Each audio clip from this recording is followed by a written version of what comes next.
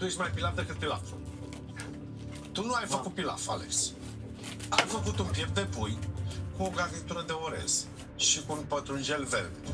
Pilaful este exact așa cum ți-am spus eu. Carnea din supă se pune în pilaf, carnea să se regăsească în pilaf și cam asta e tot. Trebuie să gătească tot împreună, pentru că altfel nu ai... Așa le-am făcut, dar am zis să schimb un pic. Să știi că grăsimea aia de la pielea de pui, eu urăsc pielea de pui fiartă, dar în pilaf asta am folosit. este foarte, e de bază, pentru că grăsimea aia practic îți dă gust orezului. Pe gust îți spun eu, te-ai apropiat spectaculos. Razant, ai trecut pe lângă un risotto bombonet, al dente. Ce era până la urmă?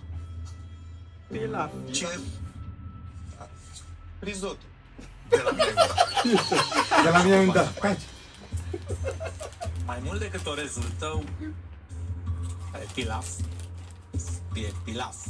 Orezul tău e pilaf. Mi-a plăcut pieptul ăla de pui și ulei. Și de aceea, din partea mea, da. Mulțumesc, șef. Mulțumesc mult. Merg pe principiul ăsta. Trebuie să ai gust în farfurie.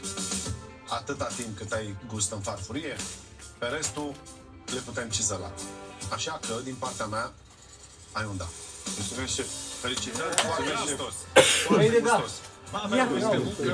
Stai, bătrână, nu ridică, îți face grijă. Mă uitam, da. Stai liniștit. Mulțumesc.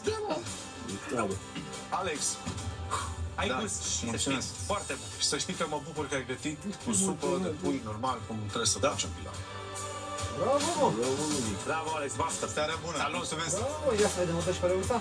Pilaf gustos. Mi-a plăcut foarte mult cu el. Îmi place pilaful. Da, bă, îmi place pilaful. Ia uite! Ia uite, mă!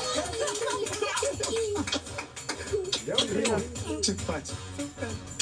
Ai văzut, mă? Ai văzut, frate? Ai văzut, frate? Bine! Mulțumesc! Cum este? Dar pune să te ajut. Asta așa. Cum este? 3 de da. Da, 3. Pentru gust. Hai, Doamne ajută! Auzi? Știi cum e asta cu Doamne ajută, băi? Cătăline? Băi, una bună cu Doamne ajută, bă! Ziua! Știa cu aia de nu-și mai lasă copiii cu bunicii?